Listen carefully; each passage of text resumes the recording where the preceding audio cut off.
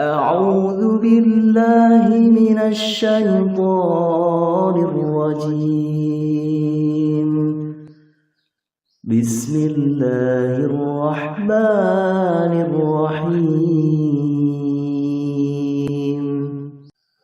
Assalamualaikum warahmatullahi wabarakatuh. A'udzu billahi minasy syaithanir rajim. Bismillahirrahmanirrahim. Alhamdulillahi rabbil alamin. Wa bihi nasta'inu ala umurid dunya waddin. Wassalatu wassalamu ala sayyidina Muhammadin wa ala alihi wa sahbihi ajma'in. Amma ba'd. Saudaraku rahimakumullah, Anda yang saat ini tengah dililit hutang, jangan sedih, khawatir atau putus asa. Karena kita punya Allah yang maha kuasa untuk melunaskan segala hutang. Segera datanglah, bersimpuhlah, dan berdoalah di hadapan Allah Subhanahu wa Ta'ala dalam sujud sholat yang kita lakukan. Bacalah doa yang paling mustajab dari Nabi ini. Sungguh, tak ada seorang muslim pun yang membaca doa ini kecuali Allah akan mengabulkan permintaannya. Apa dan bagaimana doanya? Berikut kami sampaikan penjelasannya. Semoga bisa memberi manfaat untuk kita semuanya. Amin ya rabbal alamin. Doa ini terkenal dengan sebutan doa karob atau doa untuk menghilangkan kesusahan, dan juga doa faraj atau doa untuk mendatangkan jalan keluar. Kemustajaban doa ini sungguh tak diragukan lagi, sebagaimana Nabi Shallallahu Alaihi Wasallam telah menyatakan dalam sabda beliau, "Ingatlah, aku akan beritahu kalian sesuatu yang apabila seseorang dari kalian berdoa dengannya di saat ia ditimpa kesusahan atau bala dari perkara dunia, maka ia akan diberi jalan keluar," yakni doanya Zunnun atau Nabi Yunus alaihi salam, "La ilaha illa anta subhanaka inni kuntu minadh dhalimin." Hadis riwayat Ibnu Abi Dunya, Al-Hakim, dan Ibnu Asakir. Beliau Shallallahu Alaihi Wasallam juga telah menegaskan, doa Zunnun atau Nabi Yunus alaihi salam yang ia berdoa dengannya saat berada di dalam perut ikan adalah, "La ilaha illa anta subhanaka inni kuntu minadh dhalimin." Tidak ada seorang muslim pun yang berdoa dengannya untuk memohon sesuatu kecuali Allah akan mengabulkan untuknya.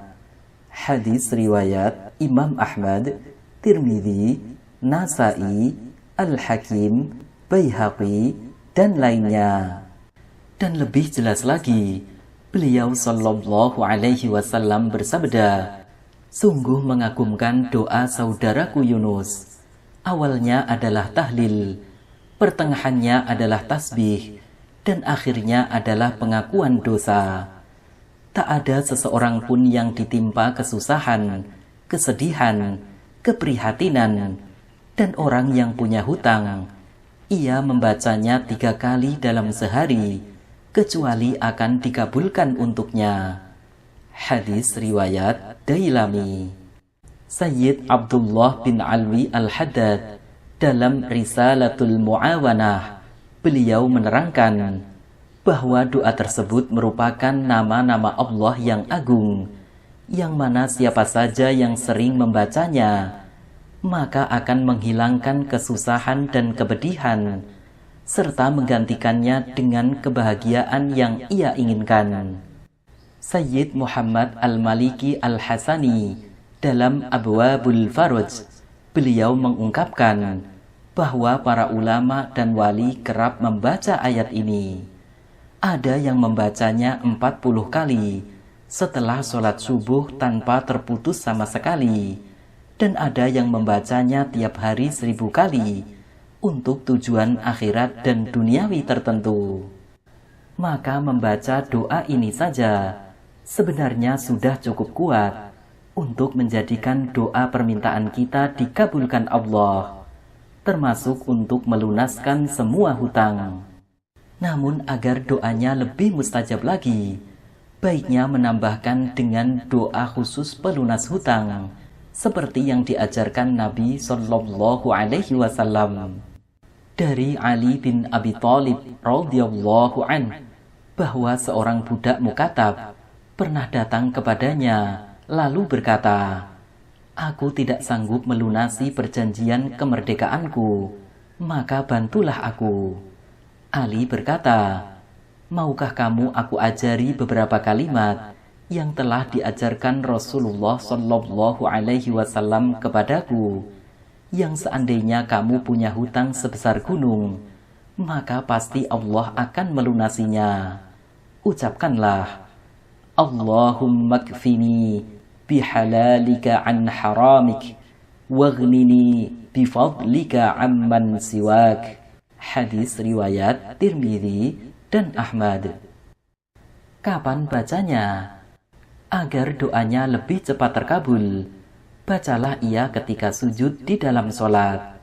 Sebab waktu sujud adalah waktu paling dekatnya seorang hamba dengan Tuhannya, sehingga ia menjadi waktu yang paling mustajab. Sabda Nabi Shallallahu Alaihi Wasallam, waktu paling dekatnya seorang hamba dari Tuhannya adalah ketika ia sujud, maka perbanyaklah doa ketika sujud. Hadis riwayat Muslim. Yang dimaksud sujud di sini adalah sujud setiap sholat. Jadi tidak harus sujud yang terakhir saja, tapi boleh sujud mana saja dari sholat, baik sholatnya fardu ataupun sunnah. Jika kesulitan membacanya di dalam sujud, bacalah di waktu setelah tasyahud akhir, sebelum uluk salam. Atau jika masih sulit, maka boleh dibaca setelah uluk salam, atau setelah selesai sholat. Berapa kali bacanya? Prinsipnya kita boleh membaca berapa saja. Makin sering dan makin banyak dibaca, maka tentu makin baik dan makin mustajab doanya. Terlebih di waktu sujud ini, Nabi Shallallahu Alaihi Wasallam telah menganjurkan agar kita memperbanyak doa dan bersungguh-sungguh dalam berdoa.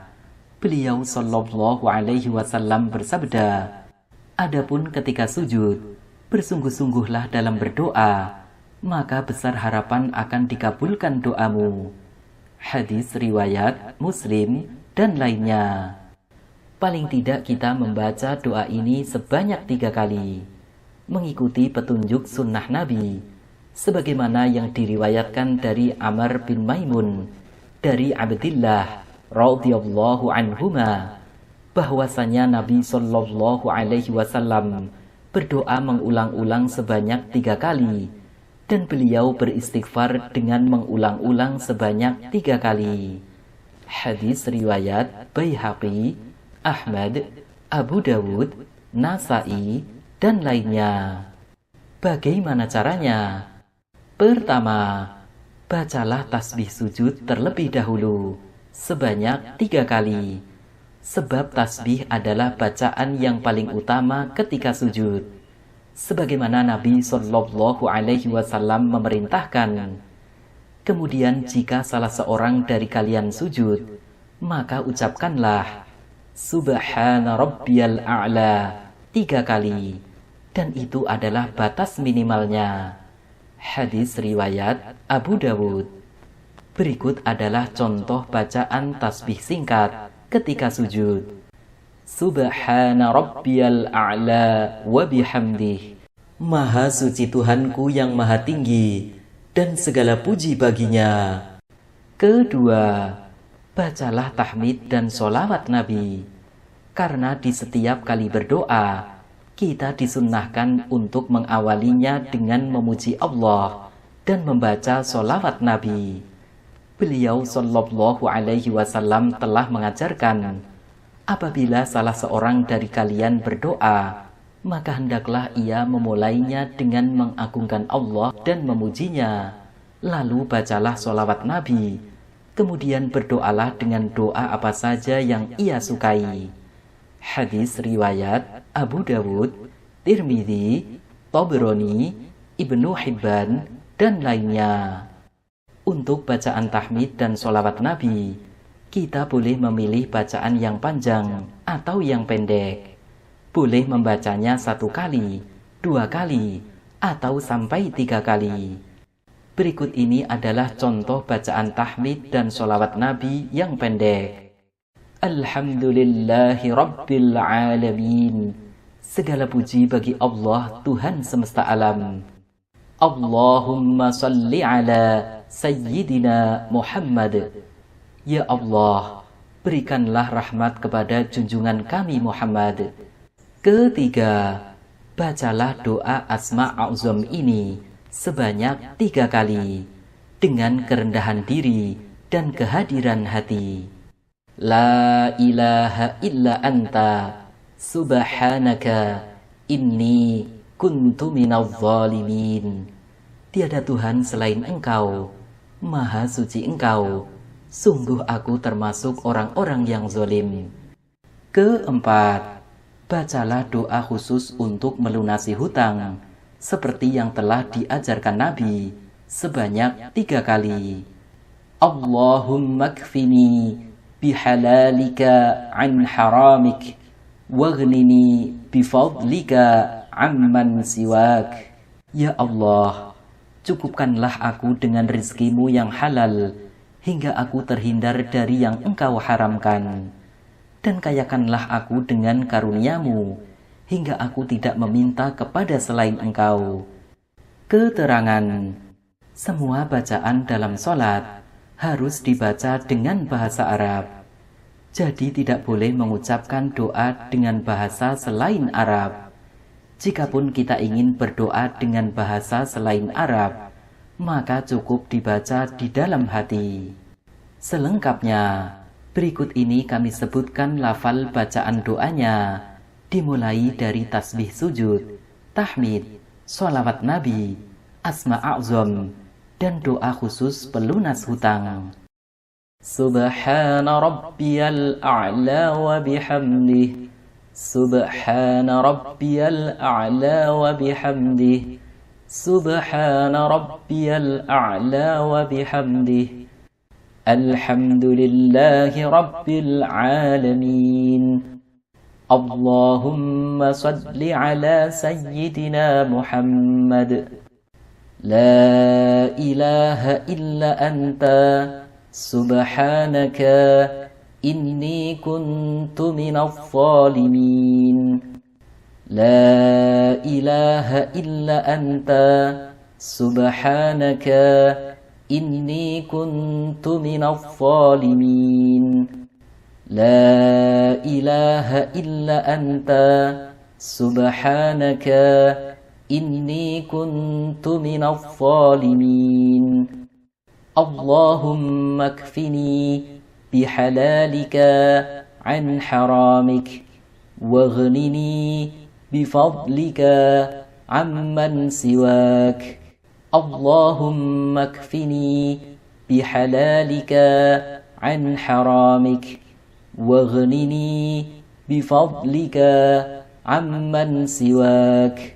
Allahumma kfini bihalalika an haramik, waghnini bifadlika amman siwak.